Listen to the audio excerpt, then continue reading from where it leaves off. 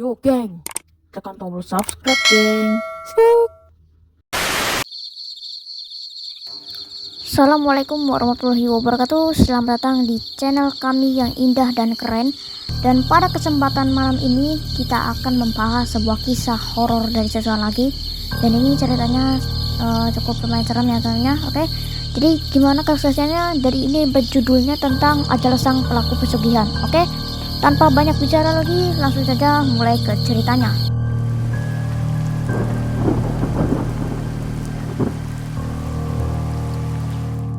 Mas, aku nggak mau ngelakuin kayak gini lagi, ujar Dina sembari menangis ya temennya. Udahlah, mendingan kamu jagain dinding ini supaya gak mati, ucap Arman setengah membentak. Dina yang berinak air mata mulai menyalakan dinding. Dalam sekejap, suaminya yang duduk di lantai dengan diselimuti jubah kemudian berubah menjadi seekor babi besar berwarna hitam. Sudah 7 kali Arman dan Dina melakukan pesugihan babi ngepet, dan ini adalah upaya mereka yang ke-8. Adapun percobaan pertama mereka lakukan karena desakan ekonomi. Awalnya, baik Arman maupun Dina tidak memiliki pikiran sama sekali untuk melakukan pesugihan babi ngepet. Dina sudah terbiasa mengurusi pekerjaan rumah, dan Arman bekerja di sebuah pabrik baterai yang berada di kota mereka tinggal. Semua berubah ketika goncangan ekonomi pada pabrik tempat Arman bekerja yang dampaknya adalah gelombang PHK besar-besaran. Arman yang saat itu sudah memiliki jabatan bagus harus tersapu bersama ratusan pekerja lainnya. Peristiwa menyedihkan ini membuat Arman harus luntang-lunting mencari pekerjaan lain. Ia sudah mengirimkan lamaran ke 5 perusahaan berbeda, tapi tidak ada satupun yang membalas. Pria itu berasumsi bahwa penolakan yang terjadi dalam upayanya mencari pekerjaan diakibatkan oleh usia yang hampir menginjak 45 tahun. Uang pesangon pun tidak mereka manfaatkan dengan baik. Baik Arman maupun Dina merasa tidak memiliki kemampuan untuk mengelola bisnis, sehingga mereka memilih untuk menyimpannya, berharap ada peluang bisnis yang cocok untuk mereka pekerjakan. Nasib berkata lain, uang pesangon mereka yang semakin menipis tidak diiringi dengan usaha mereka untuk mendirikan sebuah bisnis. Arman dan Dina malah menggunakannya untuk membeli barang elektronik juga perabotan rumah tangga. Arman sebenarnya sempat mencicil sepeda motor yang ia gunakan untuk bekerja sebagai ojek, tapi penghasilannya tersebut tidak dapat menutupi kebutuhannya keluarganya, sehingga motor tersebut harus ditarik lagi karena putusannya uang cicilan. Sebagai kepala keluarga, Arman bingung melihat keadaan perekonomiannya yang kian memburuk. Semua itu diperparah dengan anak semata wayangnya, Hilman, sebentar lagi duduk di bangku SMP yang dimana memerlukan biaya. Himpitan ekonomi yang membuat mereka memutuskan untuk melakukan pesugihan babi ngepet. Berkat bantuan seseorang dukun yang dikenalkan oleh teman nama Arman dan Dina berada di sebuah situasi yang dapat memulihkan keadaan ekonomi mereka. Saat itu di desa mereka baru saja kedatangan sepasang suami istri. Sang suami adalah pensiunan tentara dan sang istri seorang wirausaha. Mohon maaf kalau saya salah sebut. Ini saya baru belajar ya temennya. Yang menjual busana muslim. Arman dan Dina menjadikan mereka sasaran pertama karena asumsi bahwa orang baru tidak tahu apa-apa tentang tempat tinggal mereka. Ternyata benar saja, upaya pertama mereka tidak sulit yang mereka pikirkan.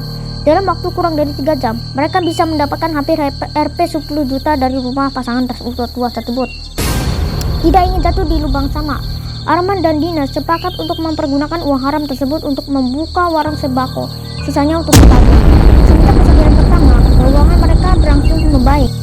Hilman dapat bersekolah dengan tenang, dan pemasukan dari toko kelontong selalu bisa dikandalkan setiap bulannya. Hanya saja kedua hal itu tidak membuat Arman berhenti untuk melakukan pekerjaan setan itu.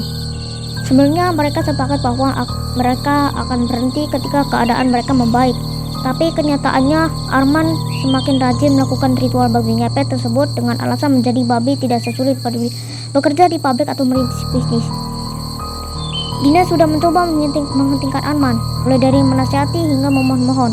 Hanya saja upaya yang sudah ia lakukan berkali-kali tersebut dibalas oleh pukulan atau tendangan berkali-kali. Tak jarang Dina menjaga temaram linin. Dengan keadaan berlinang air mata, seperti malam ini, ia sudah tidak tahan dengan perlakuan Herman terhadapnya. Meski ia sungguh menyayangi keluarga kecilnya itu.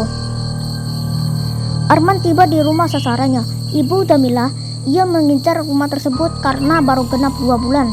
ia tinggal wafat oleh suaminya tanpa seorang anak. Hanya seorang asisten rumah tangga yang setia. Arman mulai menggesek-gesekkan hidung ke pagar rumah Ibu Jamilah yang tingginya 1,5 meter. Entah bagaimana caranya dengan menggesek-gesekkan hidung ke pagar rumah sasaran. Uang si pemilik rumah otomatis berpindah ke hadapan Dina. Di hadapan Dina, uang pecahan Rp 100.000 berserakan. Tapi tidak ada wajahnya sama sekali, tidak menunjukkan kebahagiaan.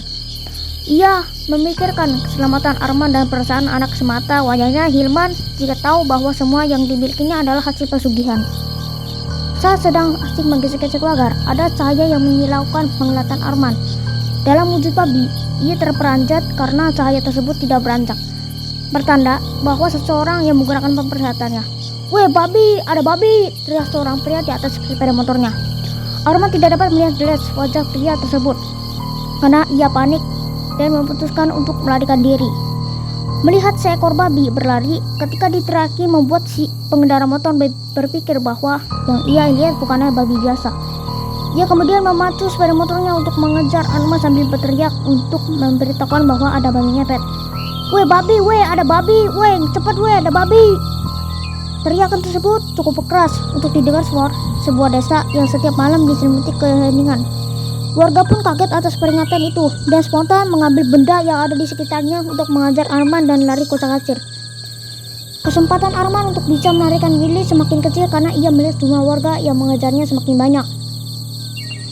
Dan beberapanya membawa tali dan senjata tajam tentunya. Arman tak tahu harus berlari kemana. Ia hanya mencoba mencari jalan yang sekiranya tidak ada orang.